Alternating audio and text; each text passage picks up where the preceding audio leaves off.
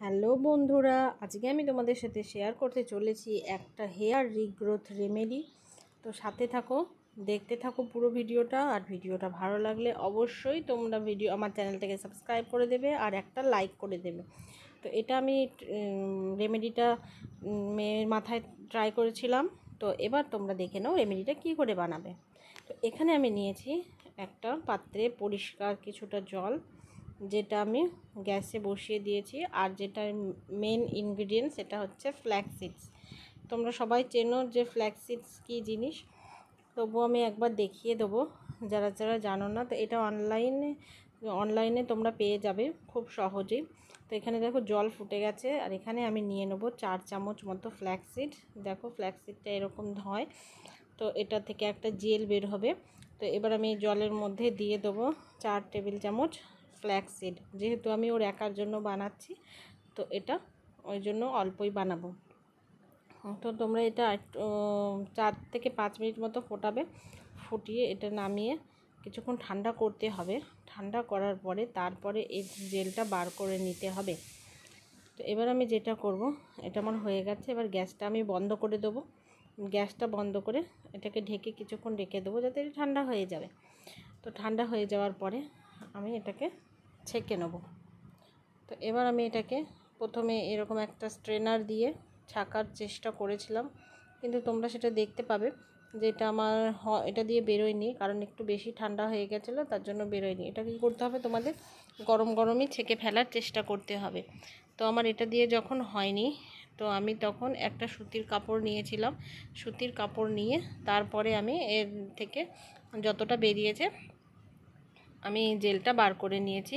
আমার এটা একটু বেশি ঠিক হয়ে গেছিলো। তোমরা 4 টেবিল চামচ নিলে আরেকটু জল দেবে। আমার একটু ঠিক হয়ে গেছিলো, তো অসুবিধা হয়নি। তো এটা দিয়ে আমার বেরোচ্ছে না। এবার আমি একটা পরিষ্কার ন্যাকড়া নেব, নিয়ে তাতে করে ভালো করে চিপে চিপে এর যে জেলটা আছে সেটা আমি বার করে নেব। তো তোমরা দেখতে থাকো পুরো ভিডিওটা।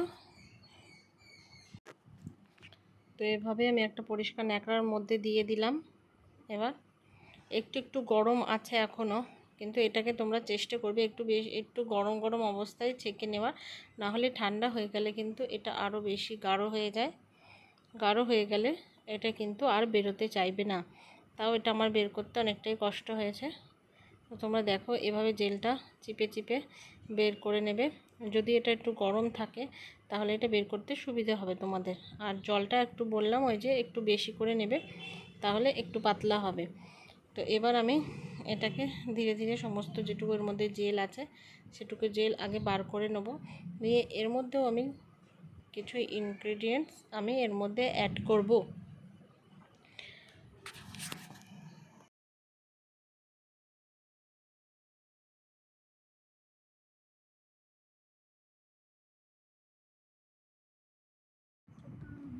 এবার আমি এর মধ্যে দিয়ে নেব একটা ভিটামিন ই এর ক্যাপসুল।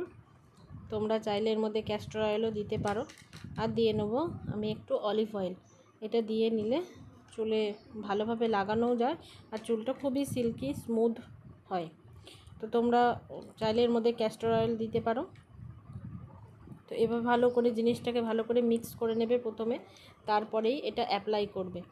তো ভিডিওটা তোমরা দেখতে থাকো, আশা করি তোমাদের ভালো লাগবে।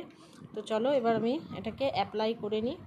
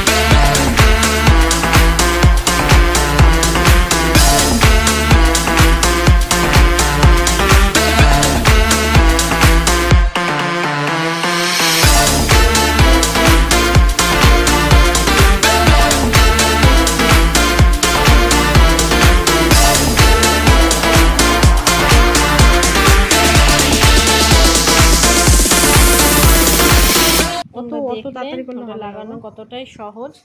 এবার এটা হচ্ছে শ্যাম্পু করার পরে রেজাল্ট।